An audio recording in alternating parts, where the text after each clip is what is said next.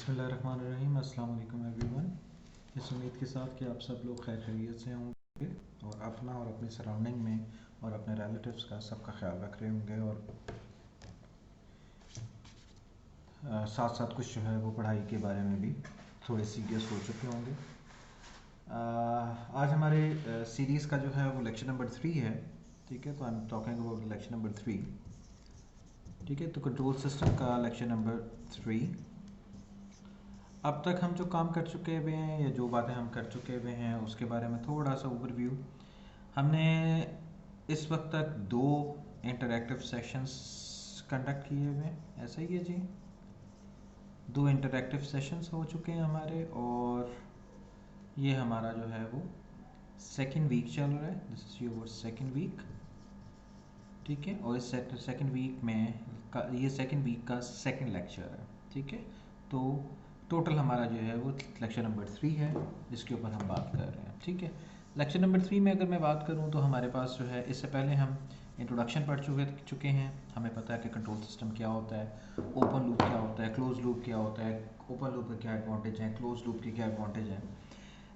हम इस कोर्स में जो चीज़ पढ़ेंगे वो ओपन लूप नहीं होगी, हम जो है वो क्लोज लूप सिस्टम के बारे में बात करेंगे और क्लोज लूप सिस्टम के बारे में डिटेल में देखेंगे कि वो क्या होता है, कैसे बनता है, कैसे बनाया जा सकता है और उसको उसके अंदर क्या क्या चीज़ें जो है वो कंसिडर करने की ज़रूरत है। ठीक है, अच्छा, लास्ट लेक्चर के एंड में हमने बात शुरू की थी जो कि हमने लेप्लास ट्रांसफॉर्म के बारे में बात की थी कि लेप्लास ट्रांसफॉर्म क्या होता है और मैंने आपको बताया कि लेप्लास ट्रांसफॉर्म क्या है कि एक हमारी टाइम डोमेन में एक प्रॉब्लम है जिसमें इंटीग्रेशन और डिफरेंशिएशन मौजूद है। ठीक है, टाइम डोमेन में हमारी एक प्रॉब्लम है जिसमें इंटीग्रेशन और डिफरेंशिएशन हमारे पास मौजूद है। तो ज़ाहिर है आपको पता है कि इंटीग्रेशन और डिफरेंशिएशन करना मैथमेटिकली भी थोड़ा सा चैलेंजिंग हो जाता है और अगर आप इसको इम्प्लीमेंट करके मतलब कंप्यूटर या सॉफ्टवेयर पे चले जाएं तो वहाँ पर और थोड़े से प्रॉब्लम्स आते हैं। तो हम क्या करते हैं अपने एनालिसिस और उसके लिहाज से अपनी टाइम डोमेन को चेंज करते हैं लेप्लास डोमेन में, मतलब लेप्लास ट्रांसफॉर्म करते हैं और हम इसको ले जाते हैं किसी और डोमेन में। ठीक है, अब इस डोमेन में जो साहब मौजूद हैं, अच्छा मैं इसकी एग्जांपल आपको इस तरह से देता हूँ कि टाइम डोमेन में हम जो इंसान हैं अर्थ पे हैं, हमें टाइम डोमेन में चीज़ें समझ आती हैं। ठीक है, आप समझें कि आप जो है वो मून पे अपनी प्रॉब्लम को भेज रहे हैं। ठीक है, क्यों भेज रहे हैं अपने मून पे प्रॉब्लम को कि टाइम डोमेन में वो प्रॉब्लम डिफ़िकल्ट है। मून पे जो बंदे बैठे हुए हैं वो बहुत अच्छे इंटेलिजेंट और बड़े मैथमेटिकल किस्म के लोग हैं और वो अपनी इस प्रॉब्लम को बड़े अच्छे तरीके से समझते हैं। तो मून वालों को टाइम डोमेन नहीं समझ आता, अर्थ वालों को टाइम डोमेन समझ आता है।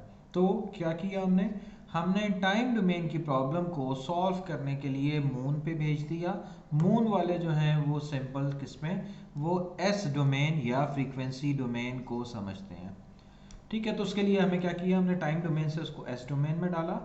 एस मतलब ये ट्रांसफॉर्म करके हमने मून पे भिजवा दिया। मून वालों ने इसके ऊपर इसको सिंप्लीफाई की प्रॉब्लम।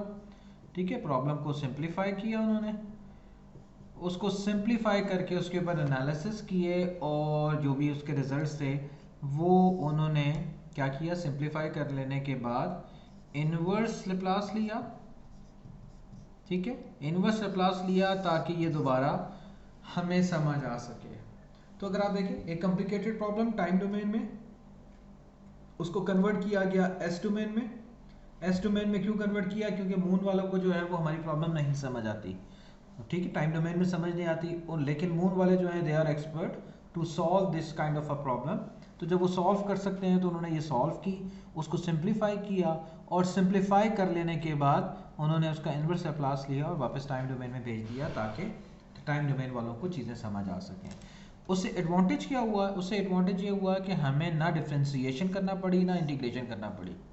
ठीक है, और जो मून पे बैठे हुए एक्सपर्ट्स हैं उन्होंने क्या किया, उन्होंने उसको सिंपल अर्थमेटिक मतलब इक्वेशन बना ली और उसको सिंप्लीफाई कर लिया, सॉल्व कर लिया और सिंप्लीफाई करके उसका इन्वर्स लेप्लास लेकर उन्होंने हमें टाइम डोमेन में जो है वो दोबारा से रिजल्ट कन्वे कर दिया। तो this is the whole thing about the Laplace transform. ठीक है, लेप्लास ट्रांसफॉर्म क्या एडवांटेज है थोड़े से हमने पहले बात की है और थोड़े से अभी बात की।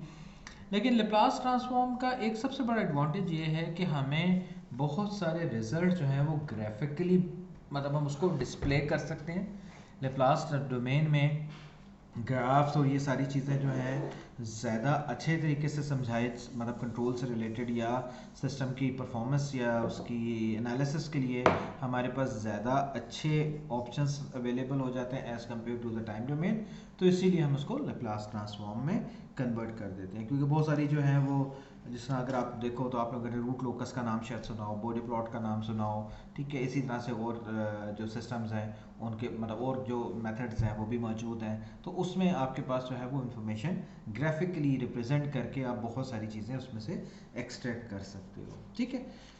अच्छा, इस चैप्टर मतलब एक और चीज़ हम बात करेंगे जो कि आप लोगों को जहन में रखनी होगी कि हम इस वक्त जो इस कंट्रोल सिस्टम में पढ़ेंगे वो जो सिस्टम होगा वो सिस्टम ज़ाहिर है कि हमने ट्रांसफ़र फंक्शन निकालना है या बाकी अपने जो भी एनालिसिस करने हैं। हम पढ़ रहे हैं क्लासिकल कंट्रोल, हम पढ़ रहे हैं ओल्ड कंट्रोल, इसी तरह से मॉडर्न कंट्रोल भी मौजूद है, ठीक है। लेकिन जब हम क्लासिकल कंट्रोल पढ़ रहे हैं तो हम एक चीज़ का हिसाब रखते हैं, हम कहते हैं कि हम लीनियर सिस्टम की बात कर रहे हैं, ठीक है। अभी चल के हम एक और चीज़ भी लगाएंगे, लीनियर सिस्टम क्या होता है।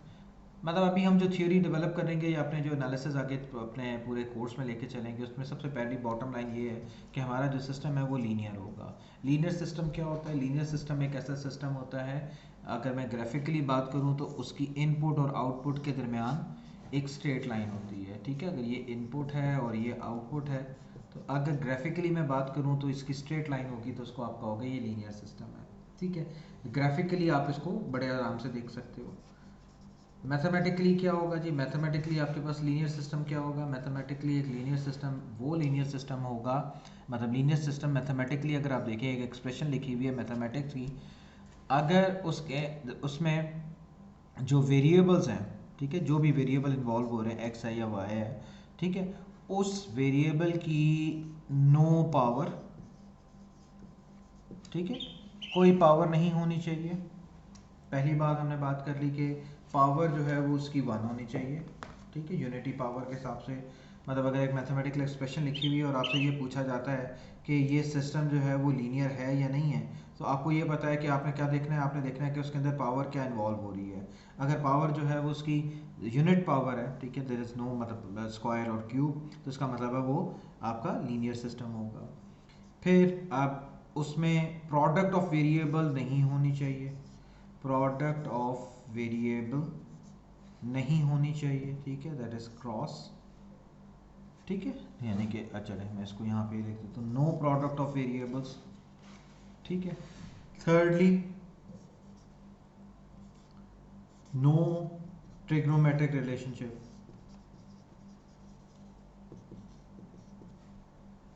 ठीक है, नो ट्रिग्नोमेट्रिक यानी कि साइन और कॉज नहीं होने चाहिए, टेंजेंट नहीं होना चाहिए, ठीक है। तो मतलब आपके पास अगर कोई मैथमेटिकल एक्सप्रेशन लिखी हुई है तो उस अगर मैथमेटिकल एक्सप्रेशन में ये क्वालिटीज़ मौजूद हैं, ये क्वालिटीज़ का मतलब क्या है कि वेरिएबल की पावर नहीं है, कोई प्रोडक्ट नहीं है, वेरिएबल की ट्रिग्नोमेट्रिक रिलेशनशिप एग्जिस्ट नहीं करती, तो आप क्या कहोगे? आप कहोगे कि मेरा जो भी ग्राफिकली एक सिस्टम, सॉरी, जो मैथमेटिकली एक इक्वेशन लिखी हुई है वो लीनियर सिस्टम को रिप्रेजेंट कर रही है, ठीक है। तो लीनियर सिस्टम की बात जब हमने की तो दो बातें हम कर रहे हैं, ग्राफिकली ये होता है, और अगर आप मैथमेटिकली डेफिनेशन की बात करें तो ये वाली आपके पास एक्सप्रेशन होती है, ठीक है, ये वाली चीज़ होती है। तो हम बात करेंगे लीनियर सिस्टम के बारे में, तो हम सिर्फ लीनियर सिस्टम में डील करेंगे। सेकेंडली आपके पास क्या है? लीनियर डिफरेंशियल, अच्छा चलिए मैं यहाँ पे एक इक्वेशन लिख रहा हूँ, ठीक है, आपने मुझे थोड़ा सा सोच के बताना है कि क्या ये एक्सप्रेशन लीनियर है, ठीक है। मतलब मैं एक डिफरेंशियल इक्वेशन लिखने लगा हूँ मैं, और आपने मुझे ये बताना है कि ये डिफरेंशियल इक्वेशन क्या लीनियर है कि नहीं है, ठीक है। मतलब एक इक्वेशन, एक एक्सप्रेशन लिखी हुई है x double dot plus 2x dot plus 3 equals to 0, ये एक इक्वेशन लिखी हुई है, ये क्या ये लीनियर है? चले मैं इक्वेशन भी नहीं पता, एक्सप्रेशन, ये एक्सप्रेशन है, बताइए ये एक्सप्रेशन लीनियर है? ठीक है, मैं 1 मिनट का पॉज कर रहा हूँ ताकि आप जो है वो थोड़ा सा सोच लें और अपने दिमाग में एक जवाब बना लें, अपने जवाब को किसी जगह पे लिख लें, फिर मैं इसका आंसर करता हूँ। ओके, क्या ये लीनियर है? ज़ाहिर दो जवाब हो सकते हैं, yes it is a linear, और ये no it is not a linear expression, ठीक है। आप में से जो लोग समझ रहे हैं कि ये लीनियर एक्सप्रेशन नहीं है, आप लोगों के जहन में क्या आएगा कि सर यहाँ पे डबल डॉट आ गए हैं क्योंकि ये सेकंड डेरिवेटिव है, ठीक है, तो सेकंड डेरिवेटिव होने की वजह से लीनियर नहीं है, ठीक है। अब इसमें अगर आप देखें तो ये जो सेकंड डेरिवेटिव है दिस इज वन वेरिएबल, ठीक है, मतलब अगर मैं इसको कहूँ सेकंड डेरिवेटिव, ये एक्सेलरेशन को रिप्रेजेंट कर रहा है, acceleration is one variable plus two x dot, it is velocity, velocity is another variable plus three. तो ये दो वेरिएबल्स हैं आपके पास, मतलब बेशक एक x है और इसका x डॉट है, फिर एक x, मतलब इसको चलें 3x भी कर लें आप, ठीक है।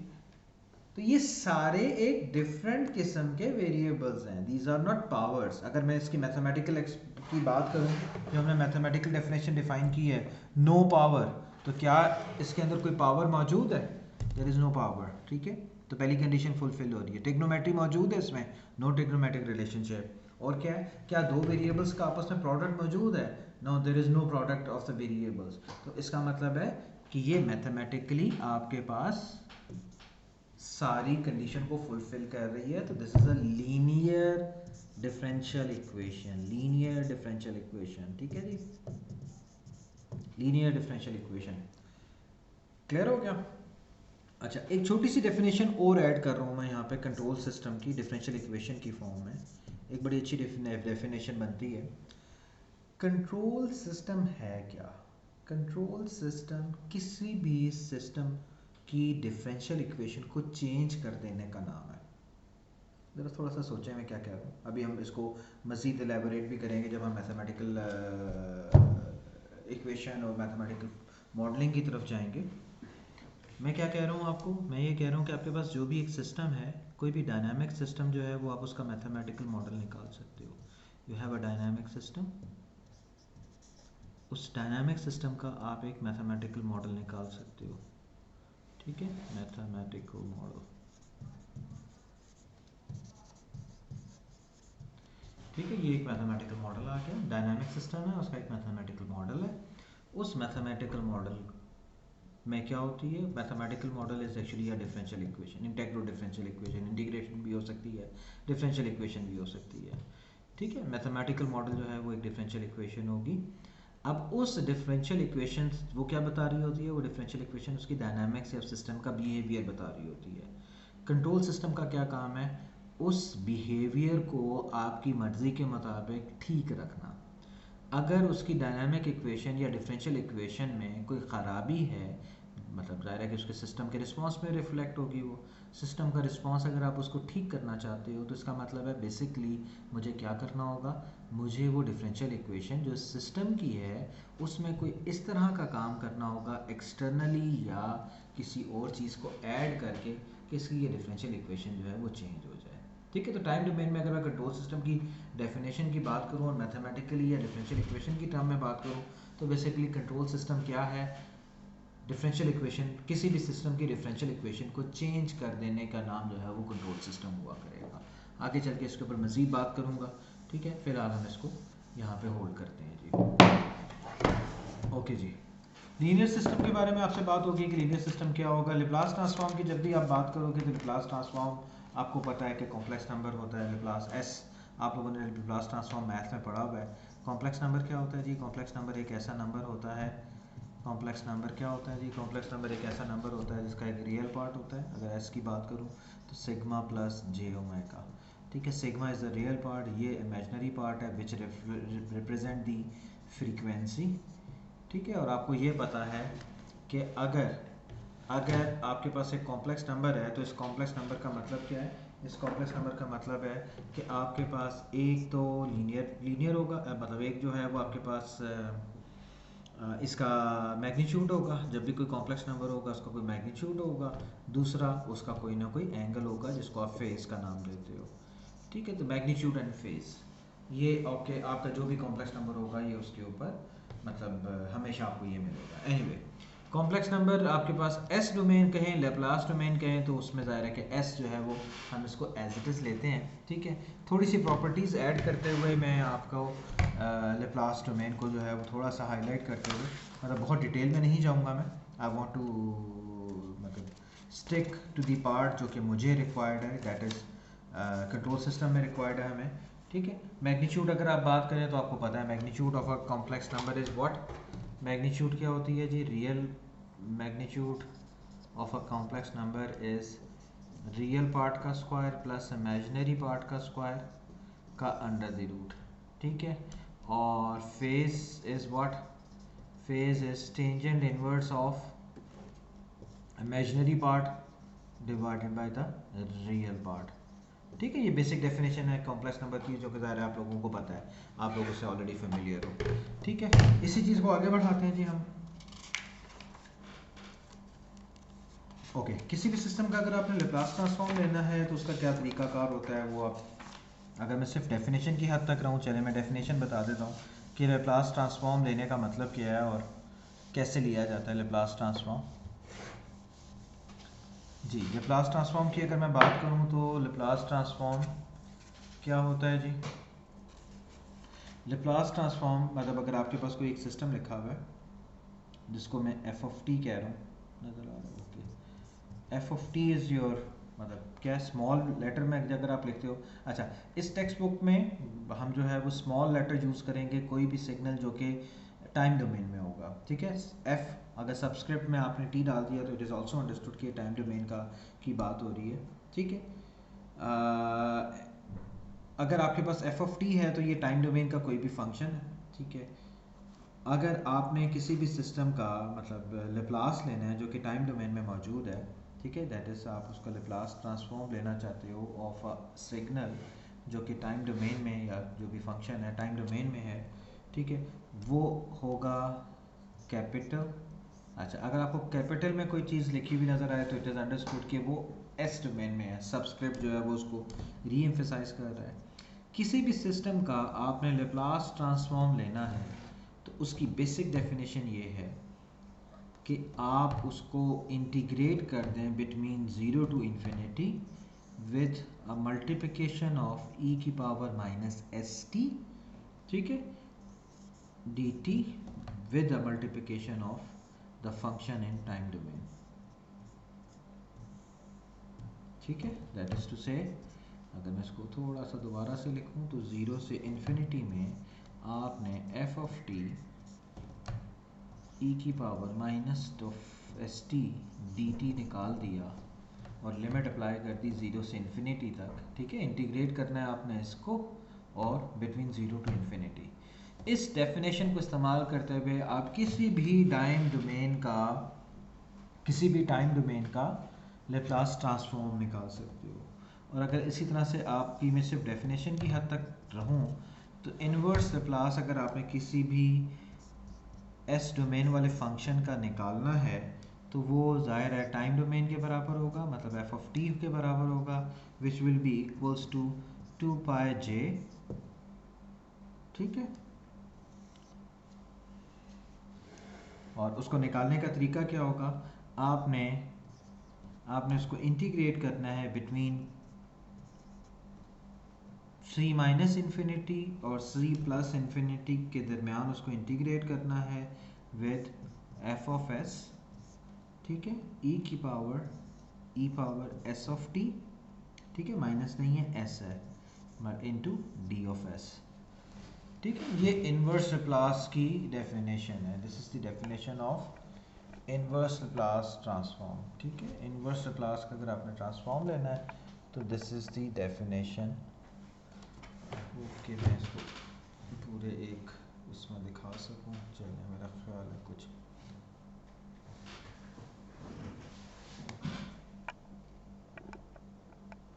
ठीक है जी। तो ये आपका जो है वो इन्वर्स लेप्लास लिखने का तरीका है, ठीक है। तो हम इसको डेफिनेशन की हद तक रहेंगे, ना हम कोई डेरिवेशन करें, ना हम कोई डेरिवेशन करेंगे, ना हम इसके अंदर कोई रिजल्ट्स निकालेंगे, ठीक है। लेकिन हम ये चीज़ बात करेंगे कि आपके पास जो है वो ये दो चीज़ें, आपके पास लेप्लास ट्रांसफॉर्म और इन्वर्स लेप्लास ट्रांसफॉर्म आपके पास मौजूद है, ठीक हो गया जी। मतलब उसकी डेफिनेशन आपके पास मौजूद है, उसकी मदद से हम निकाल लेंगे।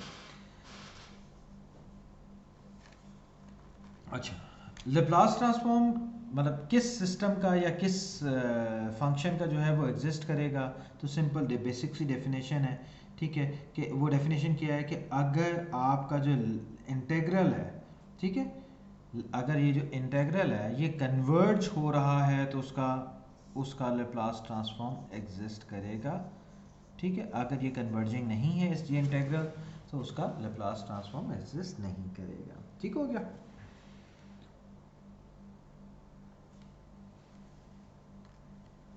ठीक हो गया जी। ये बेसिक डेफिनेशंस है, मैं इसके ऊपर मज़ीद और कोई टाइम नहीं लगाऊंगा, ठीक है। हम किसी भी लिहाज से इसकी डेरिवेशन कर सकते हैं without going in that derivation, not going in all that detail. Question mark ये है कि लेप्लास ट्रांसफॉर्म क्या हमें निकालने की ज़रूरत पड़ेगी, कंट्रोल सिस्टम हो या बाकी कोई भी सिस्टम हो।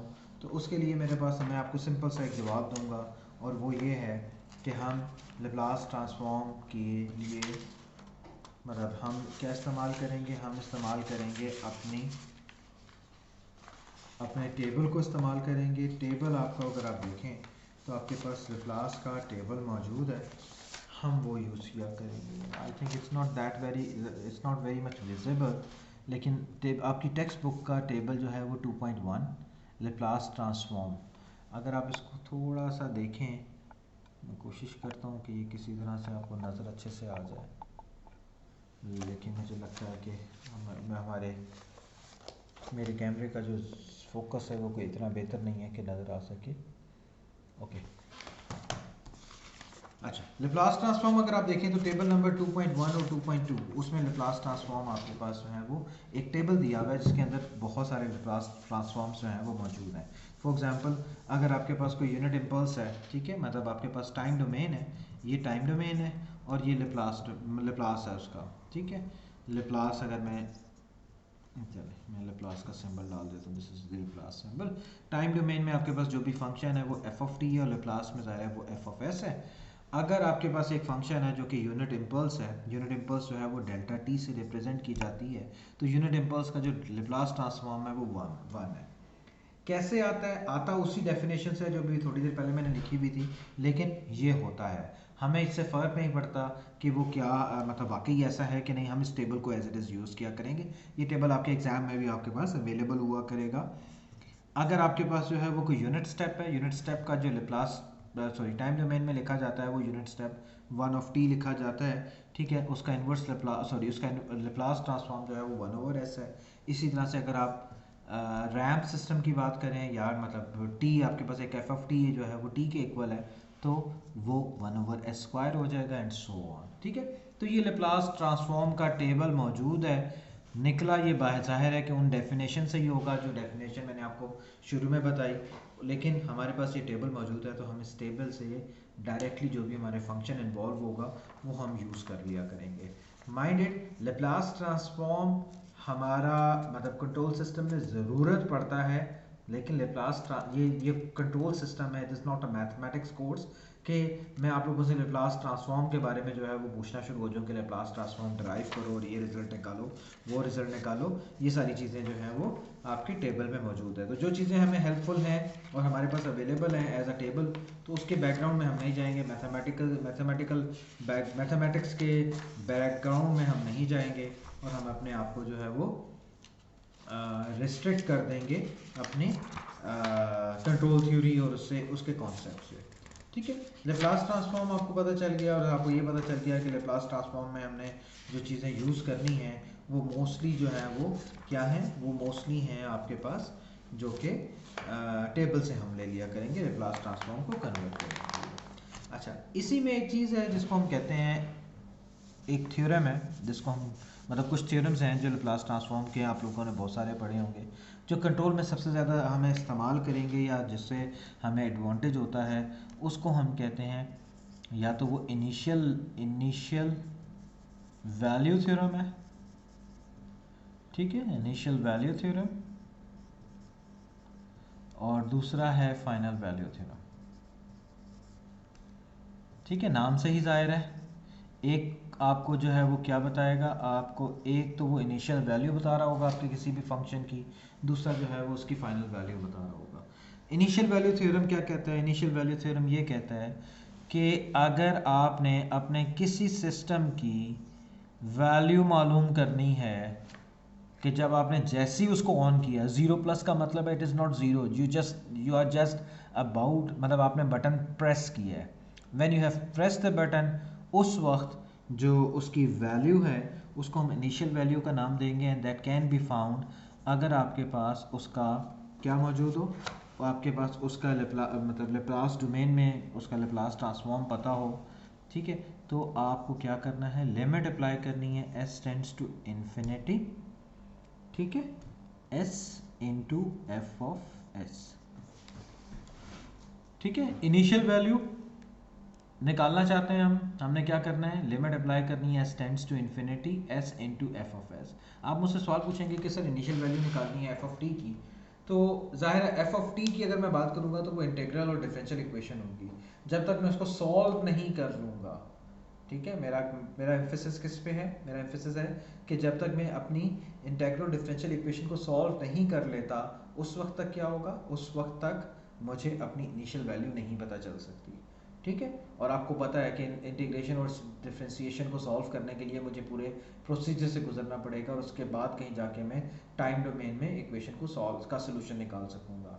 लेकिन लेप्लास हमें क्या एडवांटेज दे रहा है, लेप्लास हमें बड़ा स्ट्रेट फॉरवर्ड एडवांटेज दे रहा है कि जो भी टाइम डोमेन में फंक्शन मौजूद है उसका लेप्लास ट्रांसफॉर्म ले लो, आपको कोई चीज़ सॉल्व करने की ज़रूरत नहीं है, लेप्लास ट्रांसफॉर्म की रिलेशनशिप आ गई आपके पास, उस रिलेशनशिप के ऊपर आप ये डेफिनेशन अप्लाई कर दो, तो जो वैल्यू आएगी that will be the value at the start of the experiment, या जो भी आप स्टार्ट लेने चल लगे हो उसके ऊपर, यानी कि you are not solving the differential equation but you got the result कि आपकी इनिशियल वैल्यू क्या होगी। इसी तरह से अगर मैं बात करूँ फाइनल वैल्यू थ्योरम की, तो फाइनल वैल्यू थ्योरम क्या कहता है, फाइनल वैल्यू थ्योरम भी मतलब इसी तरह की बात करता है, और वो क्या है, वो सिंपल स्ट्रेट फॉरवर्ड सी बात है कि आपने अगर अपने सिस्टम की लास्ट या फाइनल वैल्यू निकालनी है, ठीक है, फाइनल वैल्यू निकालनी है, तो final value of your system that is जब आपके पास टाइम जो है वो इन्फिनिटी हो जाए, तब अगर आपने जो है वो चलिए फाइनल वैल्यू का मतलब क्या है कि t is infinity, t is infinity, t is approaching to infinity, तो उस पर आपको फाइनल वैल्यू मिल जानी है। वैल्यू है वो t इन्फिनिटी पे आपको मिल रही है, तो इसका मतलब है आप क्या अप्लाई कर दें, आप लिमिट अप्लाई करें अपने सिस्टम में, वही लेप्लास ट्रांसफॉर्म में s टेंड्स टू ज़ीरो, ठीक है, same definition, only the limits of s are change. ठीक है, तो यानी कि अगर आप इन दोनों को आपस में देखें तो मोर और लेस सेम बात है, लेकिन यहाँ से डिफरेंट है कि अगर आपने इनिशियल वैल्यू निकालनी है तो s की जगह इन्फिनिटी पुट करोगे, अगर आपने फाइनल वैल्यू निकालनी है तो s की जगह ज़ीरो पुट करोगे, बाकी डेफिनेशन सेम है। अब इसमें आपको इक्वेशन सॉल्व करने की ज़रूरत नहीं पड़ रही, बल्कि आप डायरेक्टली क्या कर रहे हो, आप अपने डायरेक्टली उस रिजल्ट को इस्तेमाल कर रहे हो। ठीक है, यहाँ तक बात क्लियर होगी। तो फाइनल वैल्यू थ्योरम मौजूद है और इनिशियल वैल्यू थ्योरम है, इसका मतलब है कि फ़र्ज़ करो अगर आपके पास जो है वो एक सिस्टम है, मैं कहता हूँ कि एक एग्जांपल है आपके लिए कि इनिशियल वैल्यू और फाइनल वैल्यू, एक सिस्टम है या एक फंक्शन है जो कि g of t equals to zero, जब t जो है for t is less than zero है, और for t is greater than और इक्वल्स टू ज़ीरो, तो वो है function cos of omega t। मैं आपसे कहता हूँ उसकी मुझे इनिशियल वैल्यू बताओ, इनिशियल वैल्यू आप निकाल भी सकते हो, टी की वैल्यू ज़ीरो पुट करोगे तो जो भी वैल्यू आएगी आपको इनिशियल वैल्यू आ जाएगी, लेकिन ये मैं सिंपल एक फंक्शन की बात कर रहा हूँ, इसके अलावा जो है वो कॉम्प्लेक्स नंबर्स या कॉम्प्लेक्स सिस्टम्स भी हो सकते हैं। लेकिन खैर इसका अगर मैं लेप्लास मतलब इसके ऊपर इनिशियल वैल्यू लगाता हूँ, तो इसकी सबसे पहले तो इसको हमने क्या करना है, इसका हमने क्या कहते हैं लेप्लास ट्रांसफॉर्म लेना है। ठीक है जी, इसका लेप्लास ट्रांसफॉर्म ले लें,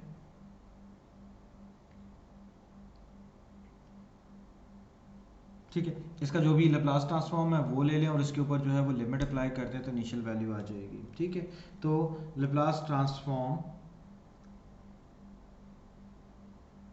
okay, cause of omega t का लेप्लास ट्रांसफॉर्म निकाल लेते हैं टेबल से। ठीक है, तो टेबल में आप चले जाएं 2.1 में, तो कॉज ऑफ ओमेगा टी का लेप्लास ट्रांसफॉर्म क्या है जी, एक मिनट रुकिएगा। ओके जी, कॉज ऑफ ओमेगा टी का लेप्लास ट्रांसफॉर्म होता है जी ऑफ एस, अगर मैं लिखूं इसका, that is given as s over s square plus omega square. ठीक है, ये इसका लेप्लास ट्रांसफॉर्म होता है जी ऑफ टी, जो भी आपके पास कॉज ऑफ ओमेगा टी लिखा हुआ है उसका लेप्लास ट्रांसफॉर्म आ गया। अब आपने क्या करना है, इसकी अगर आपने इनिशियल वैल्यू निकालनी है तो आप इनिशियल वैल्यू इसकी स्ट्रेट फॉरवर्ड निकाल सकते हो। क्या आ जाएगी जी इसकी इनिशियल वैल्यू, आपने एस की जगह क्या पुट करना है जी, एस की जगह इन्फिनिटी पुट करना है। ठीक है, ओके मैं निकालना चाहता हूँ 0 प्लस पे, which is equals to limit s tends to infinity s into s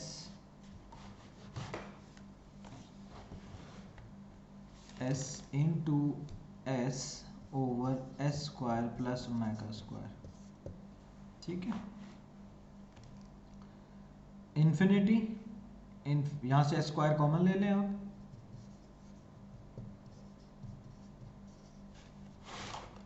ऊपर आपके पास एस स्क्वायर लिखा हुआ है, नीचे आपने एस स्क्वायर कॉमन ले लिया तो आपके पास अंदर आ गया 1 plus omega square over s square. ये एस स्क्वायर और ये एस स्क्वायर कैंसिल हो गए आपके पास। ठीक है, ये एस स्क्वायर और एस स्क्वायर कैंसिल हो गए, 1 plus omega square over s square. ठीक है, इन्फिनिटी पुट करोगे तो omega square over infinity is omega square, anything divided by infinity is 0। ठीक है, तो दिस टर्म विल बी 0, तो आपके पास जो वैल्यू आ गई वो क्या आ गई जी, वो वैल्यू आ गई आपके पास 1 over 1 plus infinity divided by omega square is 0, 1 over 1 plus 0 is 1। तो इनिशियल वैल्यू आपके पास क्या आ गई, इनिशियल वैल्यू आपके पास स्ट्रेट फॉरवर्ड 1 आ गई विदाउट एनी अदर वेरिएशन। ठीक है, और अगर आप इसको टाइम डोमेन में देखें तो तब भी आपको पता चल रहा है कि जब आप t is equals to 0 put करोगे तो ये पूरा टर्म 0 हो जाएगी, कॉज ऑफ 0 1 होता है। ठीक है, तो आपके पास जो है वो इनिशियल वैल्यू 1 आ रही है। इसी के ऊपर अगर आप फाइनल वैल्यू थ्योरम लगा लो तो फाइनल वैल्यू थ्योरम जो है वो यहाँ पर आके ही चेंज होगा। तो ओमेगा स्क्वायर लिमिट जो है वो इन्फिनिटी की जगह 0 पुट करोगे, omega square over 0 is infinity, 1 plus infinity is infinity, 1 divided by infinity is 0। तो इसका मतलब है इसकी फाइनल वैल्यू जो है वो 0 होनी चाहिए, कॉस ऑफ ओमेगा टी की वैल्यू जो है वो फाइनल वैल्यू जो है वो 0 हो जाएगी। ठीक है, तो ये यहाँ से आप जो है वो उसका फाइनल वैल्यू थ्योरम और इनिशियल वैल्यू थ्योरम अप्लाई करके without solving any differential equation any system you can get the value. ठीक है, जो कि आपके पास जो है वो इनिशियल वैल्यू और फाइनल वैल्यू के नाम से जानी जाएगी। ठीक है, यहाँ तक बात कर लेने के बाद मुझे ये पता चल गया Laplace transform is a good tool to know the initial value as well as the final value. ठीक है, लेप्लास ट्रांसफॉर्म के अपने एडवांटेजेस मैं आपको बता चुका हूँ। ठीक है, अच्छा अब क्वेश्चन ये आता है, चलें एक और क्वेश्चन ऐड करते हैं कि हम कुछ इसकी प्रॉपर्टीज़ भी हैं लेप्लास ट्रांसफॉर्म की। ठीक है, वो प्रॉपर्टीज़ क्या हैं वो भी हमें थोड़ा सा देखने की ज़रूरत है। ठीक है, उन प्रॉपर्टीज़ से पहले अगर मैं बात करूं तो हमें हमारे सिस्टम का जो अगर डेरिवेटिव्स मौजूद हैं, प्लस माइनस मौजूद हैं, ठीक है, तो उनका लेप्लास ट्रांसफॉर्म कैसे लिया जाएगा, वी नीड टू नो कि उसको निकालने का तरीका क्या होगा। ठीक है, डेरिवेटिव्स पे आ जाते हैं। आपको एक बात शायद पता ही होगी, लेप्लास डोमेन में इंटेग्रल का जो लेप्लास ट्रांसफॉर्म है वो 1 ओवर एस होता है। ठीक है, और जो क्या कहते हैं डेरिवेटिव है, ठीक है, ये किसके बराबर है, ये इंटेग्रल के बराबर है, और जो डेरिवेटिव है यानी कि d over d t that is given as s. ठीक है, मतलब this is how you deal with integration and differentiation. ठीक हो गया, okay ji.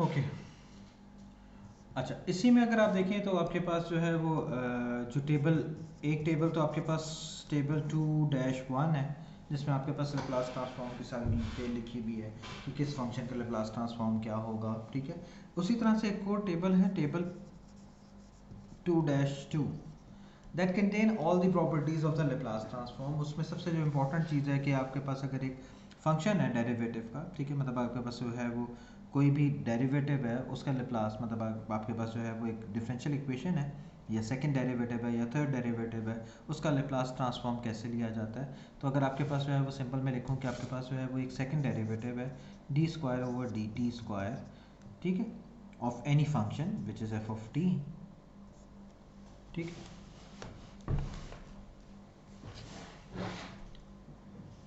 D square over d T square F of T, ठीक है। अगर आपने इसका लेप्लास ट्रांसफॉर्म लेना है तो इसका लेप्लास ट्रांसफॉर्म जो है वो बड़े आराम से निकाला जा सकता है, that is given as simply second derivative. मैंने जिस तरह बताया कि s जो है वो डी ओवर डी टी है, तो इसके स्क्वायर का मतलब स्क्वायर हो जाएगा, ठीक है। H square F of S minus S F of, मतलब जो इनिशियल कंडीशन है उसकी, ठीक है, F S of zero plus, मतलब ज़ीरो के प्लस माइनस जो भी वैल्यू है वो, minus S F of zero plus minus, ये मेरे ख्याल आप लोगों ने पहले भी पढ़ा हुआ होगा। अच्छा, कंट्रोल सिस्टम में हम नॉर्मली जो है वो बहुत सारे कंडीशंस को सिंप्लीफाई करने के लिए ये इनिशियल कंडीशन को रिप्रेजेंट कर रहा है। ये वेलोसिटी की इनिशियल कंडीशन है, ये पोजीशन की इनिशियल कंडीशन है। तो इसको हम क्या करते हैं, हम usually initial conditions when all the initial conditions are zero, तो इसका मतलब है you are left with the power, जो भी आपके पास डेरिवेटिव है उसका पावर हो जाएगा और एफ ऑफ एस हो जाएगा, ठीक है। हम एस डोमेन की बात कर रहे हैं, हम टाइम डोमेन से एस डोमेन में चले गए, ठीक है, ओके। तो आपके पास जो है वो ये जो भी चीज़ आ गई, ये आपके पास जो है उसका डिफरेंशियल होगा या उसके रिजल्ट होगा। इसी तरह से अगर आपके पास d n over d t n हो, मतलब nth ऑर्डर का डेरिवेटिव मौजूद है विद इनिशियल कंडीशन ज़ीरो, ठीक है, तो उसका सिंपली लेप्लास ट्रांसफॉर्म किया हो जाएगा एस की power n f of s, क्योंकि इनिशियल कंडीशन ज़ीरो है तो मुझे बाकी चीज़ों को कंसिडर करने की ज़रूरत नहीं है, ठीक है। तो इनिशियल कंडीशन ज़ीरो से हमारी बहुत सारी चीज़ें जो है वो सिंप्लीफाई हो जाएंगी, ठीक हो गया। इसी तरह से इंटीग्रेशन का भी मैंने आपको बता दिया 1/s होता है, ठीक है। बाकी प्रॉपर्टीज़ जो है वो टेबल 2-2 में मौजूद है जो आपने ऑलरेडी पढ़ी होंगी, ठीक है। तो यहाँ तक अगर आप देखें तो हमने लेप्लास ट्रांसफॉर्म को थोड़ा सा कवर करते हुए हमने बात की है कि लेप्लास ट्रांसफॉर्म होता क्या है, उसका फ़ायदा क्या है, कैसे लिया जाता है। माइंड इट, मैंने कोई डेरिवेशन नहीं कराई है और ना मैं आपसे डेरिवेशन के बारे में कोई चीज़ एक्सपेक्ट कर रहा हूँ। मैं आप लोगों को बता रहा हूँ कि आपके पास टेबल ऑलरेडी मौजूद है, उस टेबल को आपने कैसे यूज़ करना है और उस टेबल से आपने कैसे फ़ायदा उठाना है, ठीक है। मैंने यहाँ पे बात की इनिशियल वैल्यू थ्योरम क्या होता है और फाइनल वैल्यू थ्योरम क्या होता है, उसका क्या एडवांटेज है। ज़ाहिर है कि आपने डिफरेंशियल इक्वेशन सॉल्व ही नहीं की और आपके पास जो है वो उसका रेडिली जो है ग्राफ में आपको पता चल गया कि आपका सिस्टम जो है वो इनिशियली क्या था और फाइनल वैल्यू पे क्या आ रहा है, ठीक है। तो ये आपके सामने ऑलरेडी मौजूद होगा, ठीक है। अच्छा, अब जिस तरह मैंने बताया कि मून वालों को हमने भेजा था, क्या हमने अर्थ वालों ने टाइम डोमेन की चीज़ को मून पे भेजने के लिए लेप्लास ट्रांसफॉर्म लिया और मून पे जो एक्सपर्ट बैठे हुए थे उन्होंने उसको सॉल्व किया, उसको समझा, उसको उसके ऊपर जो भी परफॉर्म करना था, जो भी प्रोसेस करना था वो उन्होंने कर लिया और उसके बाद उन्होंने जो है वो दोबारा अर्थ पे भेजना है। जब उन्होंने इसको अर्थ पे भेजना है तो ज़ाहिर है कि उन्होंने एक और ट्रांसफॉर्मेशन लगानी है और वो ट्रांसफॉर्मेशन क्या है, वो ट्रांसफॉर्मेशन ये है कि आप उसको क्या कहते हैं, इन्वर्स लेप्लास को चेंज करेंगे, मतलब आपने लेप्लास को चेंज करके इन्वर्स लेप्लास लेना है। तो इन्वर्स लेप्लास लेने के लिए आपके पास क्या ऑप्शन है, किस तरह से लिया जाता है, उसके ऊपर हम बात करते हैं और फिर हम जो है वो उसका मेथड एवॉल्व करते हैं और उसके ऊपर डिस्कशन करते हैं जी, ठीक है। तो लेप्लास ट्रांसफॉर्म करना आ गया, यानी कि आप अपनी कोई भी अर्थ की प्रॉब्लम को कहाँ भेज सकते हैं, अर्थ की प्रॉब्लम को मून पे भेजने के लिए आप मौजूद हैं, मतलब आपको पता चल गया। लेकिन मून वालों जो है जब आपको अर्थ पे भेजना है तो उसके लिए वो क्या करेंगे, वो उसके लिए उसका इन्वर्स लेप्लास लेंगे, ठीक है। इन्वर्स लेप्लास लेने की बात करते हैं जी। इन्वर्स लेप्लास क्या होता है, इन्वर्स लेप्लास क्या होता है जी। इन्वर्स लेप्लास, ज़ाहिर है लेप्लास मौजूद है आपके पास, एक लेप्लास में फंक्शन है, उसको आपने उसका इन्वर्स लेप्लास लेना है, ठीक है। तो इन्वर्स लेप्लास लेने का तरीका मैं पहले डेफिनेशन में बता चुका हूँ, लेकिन हम जो है वो मतलब डेफिनेशन नहीं इस्तेमाल करेंगे बल्कि हम इन्वर्स लेप्लास लेने का एक तरीका इस्तेमाल करेंगे ताकि हमें जो है वो ज़्यादा मुश्किल में पड़े बगैर जो है अपने सिस्टम का इन्वर्स लैप्लास मिल जाए। इन्वर्स लैप्लास किस तरह से निकाला जाता है उसको देख लें। आपके पास एक फंक्शन है जो कि लैप्लास डोमेन में मौजूद है, ठीक है। उसका एक न्यूमरेटर होगा जिसको मैं बी से रिप्रेजेंट कर रहा हूँ, उसका एक डिनोमिनेटर होगा जिसको मैं ए से रिप्रेजेंट कर रहा हूँ, ठीक है। न्यूमरेटर एंड डिनोमिनेटर, जो न्यूमरेटर है वो बी है और डिनोमिनेटर क्या है, डिनोमिनेटर ए है, ठीक है। अच्छा, जाहिर है जो भी न्यूमरेटर होगा उसकी मतलब मैं अभी कोई बात नहीं कर रहा, लेकिन ज़रा कि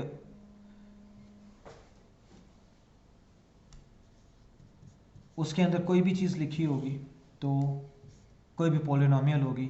अच्छा, आई होप कि आप लोगों को ये पता है कि पोलिनोमियल ऑफ एनी ऑर्डर, पहली तो बात है पोलिनोमियल क्या होती है। पोलिनोमियल होती है कोई भी आपके पास एक वेरिएबल है एक्स फर्स्ट करो, उसके अंदर मतलब डिफरेंट किस्म की x square x plus two, ये एक पोलिनोमियल है, ठीक है।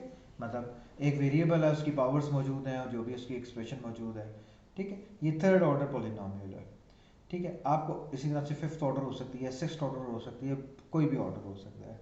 लेकिन आपको ये पता है कि एनी पोलिनोमियल, ठीक है, पे अटेंशन, में बात क्या करने लगा, pay attention to this, any polynomial, any polynomial, any polynomial किसी भी ऑर्डर की हो, that can be written as, that can be, that can be written as product of linear and quadratic terms, ठीक है। मतलब कोई भी पोलिनोमियल होगी, उस पोलिनोमियल को आप लीनियर और क्वाड्रेटिक टर्म के फॉर्म में लिख सकते हैं। यानी कि आप क्या करोगे, अगर आप इसको कैलकुलेटर से सॉल्व करो इसके फैक्टर्स निकालने के लिए, तो इसके दो फैक्टर्स आपके बड़े आराम से निकल जाएंगे। एक होगा लीनियर फैक्टर और उसके साथ जो है वो एक क्वाड्रेटिक फैक्टर मल्टीप्लाई हो रहा होगा, ठीक है। एक क्वाड्रेटिक फैक्टर इसके साथ मल्टीप्लाई हो रहा होगा, एक लीनियर फैक्टर और एक क्वाड्रेटिक फैक्टर है, ठीक है। अच्छा, आपको ये भी पता है कि quadratic can also be written as a product, मतलब लीनियर फैक्टर्स का प्रोडक्ट के तौर पे लिखा जा सकता है, ठीक है। मतलब क्वाड्रेटिक अगर आपके पास एक इक्वेशन है या क्वाड्रेटिक पॉलिनोमियल है तो वो भी क्या हो सकता है, वो दो लीनियर टर्म्स का प्रोडक्ट हो सकती है, लीनियर प्लस अनदर लीनियर, तो ये दो लीनियर टर्म्स का प्रोडक्ट हो सकती है जी। तो इसका मतलब है अगर मैं यहाँ पर अपनी डेफिनेशन को चेंज करूँ तो एनी पॉलिनोमियल, ठीक है, एनी पॉलिनोमियल, दैट नहीं आएगा जी, any polynomial can be written as a product of